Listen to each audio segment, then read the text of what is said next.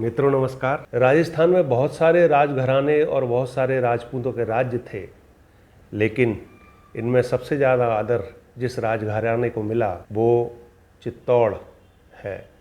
चित्तौड़ के सिसोदिया वंश को इन सब में अग्रणी माना जाता है, क्योंकि चित्तौड़ के सिसोदिया वंश में ऐसे ऐसे महान शासक हुए जिन्होंने कभी भी आक्रामकताओं के समक्ष आत्मसमर्पण नहीं किया और कभी भी किसी की भी ऐसी शर्तों को नहीं माना जो कि अपमानजनक हो। तो दोस्तों, आज हम इसी चित्तौड़ के महाराणा कुंभा की बात करने जा रहे हैं कि महाराणा कुंभा कैसे अपने समय के एक महान शासक और वीर योद्धा थे। महाराणा कुंभा ने 1433 में मेवाड़ की सत्ता संभाली। वो समय ऐसा था जबकि अभी मुग़ल आए नहीं थे और अलग अलग इलाकों में अलग अलग स्वतंत्र राज्य बने हुए थे और गुजरात और मालवा दोनों जगह इस्लामी सत्ताएं थीं और ये दोनों राज्य मेवाड़ पर बुरी नज़र रखते थे। तो राणा कुंभा ने 1439 में आक्रमण किया मालवा के सुल्तान पर और सारंगपुर के पास हुए युद्ध में बुरी तरह से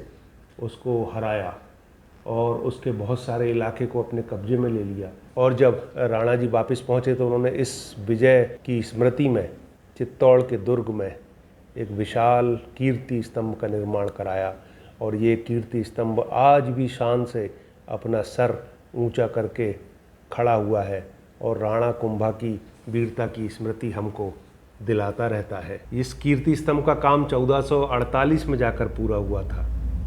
राणा ने मालवा के सुल्तान महमूद खिलजी को बार बार हराया, 1442, 1444, 1445 और इसके बाद 1447 और 1455 में भी युद्ध हुए, जिसमें हर एक बार राणा कुंभा ने मालवा के सुल्तान को हराया और उन्होंने अपने राज्य का बहुत विस्तार कर लिया।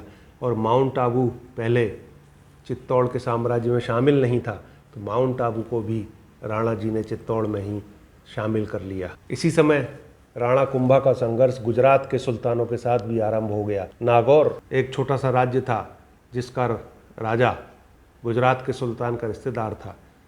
राणा जी ने नागौर पर अधिकार कर लिया और इसके बाद उनका लगातार युद्ध गुजरात के साथ भी आरंभ हो गया। महाराणा कुंभा के ऊपर मालवा के सुल्तान और गुजरात के सुल्तान दोनों ने मिलकर संयुक्त रूप से हमला किया, पर महाराणा कुंभा ने इस संयुक्त सेना को भी बुरी तरह से हराकर वापस भगा दिया। गुजरात और मालवा की संयुक्त सेनाओं ने चित्तौड़ पर आक्रमण 1457 में किया और ये युद्ध 1459 तक लगातार चलता रहा, लेकिन विदेशी मूल के इन सुल्तानों की संयुक्त सेनाओं को भी महाराणा कुंभा ने सफल नहीं होने दिया और इन सबको पराजित करके वापस भगा दिया।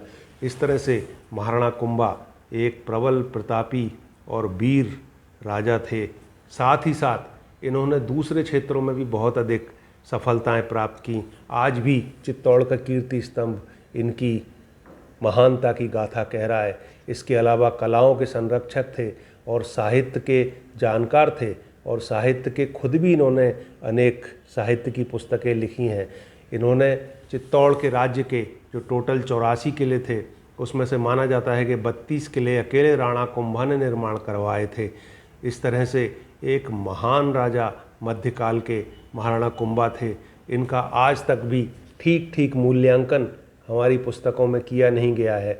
उम्मीद की जाती है कि महाराणा कुंभा की इस सफलताओं और उनकी योग्यता का सम्मान हम जल्दी ही कर पाएंगे। मित्रों, अगले वीडियो में हम महाराणा कुंभा के बाद जो महान शासक हुए चित्तौड़ के, महाराणा सांगा, उनकी कहानी बताने जा रहे हैं।